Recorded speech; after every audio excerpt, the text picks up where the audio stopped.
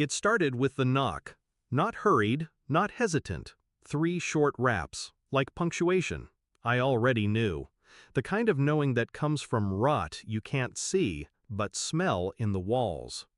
I watched the door, waited, let silence stretch its legs before answering. And there he stood, my brother, Liam. Hair gelled, shirt tucked, a smugness in his posture I hadn't seen since he stole my scholarship recommendation out of Mom's drawer senior year. But he wasn't alone. Erica, his ex-wife. I recognized the shade of her lipstick, same one she wore when I found her bra in the back seat of Liam's car 2 Thanksgivings ago. "Hey there, big shot," Liam grinned, stepping over the threshold like he'd done it 100 times. "Thought we'd come by early, give you a heads up." He tossed a manila envelope onto the table like it was a bone he'd already chewed clean. "Had the title signed over last week," he said, eyes gleaming. "You're out by Friday." Erica smiled too. Less lips, more teeth. I didn't speak for a full 5 seconds. Then I smiled back. That smile cost me everything I used to feel about family. I sat at the edge of my grandfather's recliner after they left. The envelope still sat where it landed, unopened, unbothered. I didn't need to read it to understand what had happened. Not in detail. Details would come later. I knew how Liam worked. Charm them, corner them, make them believe it's their idea. Grandma had been slipping at the end. Grandpa was gone 2 years by then. She wouldn't have noticed a signature page slid between Medicare forms and magazine subscriptions. Still, I'd prepared. When the estate passed to me, I didn't celebrate. I didn't renovate either.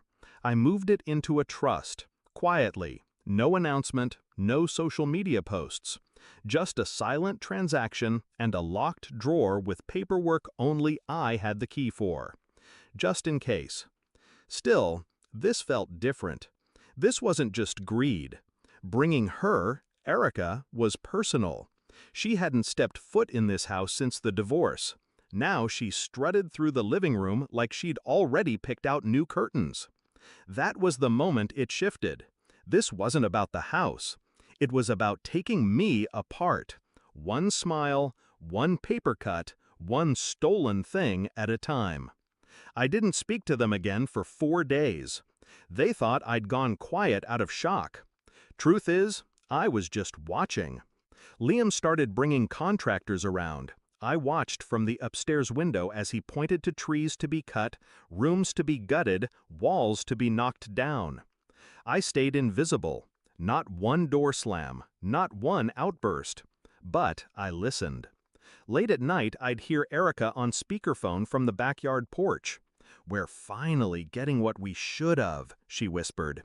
"He always thought he was better than us." And Liam, after what he did to Mom? Please, this is justice. I had to laugh. Justice. I remembered the hospital room. Mom barely breathing. Me alone with her until the end. Liam couldn't even make the flight. He sent a voice note, called it closure. But that wasn't what this was about either. This was about undoing me. And I had let them think it was working. Friday morning arrived. Liam and Erica pulled up in a rented truck. He had a clipboard. She had sunglasses. I opened the front door before they knocked this time. "You packed yet?" he asked, the keys to my house swinging around his index finger. "I was going to give you the benefit of the doubt," I said, voice low. But then I checked the county records. Forged signature, falsified notary. You really thought no one would check? Liam blinked. Erica frowned. I handed him a folder.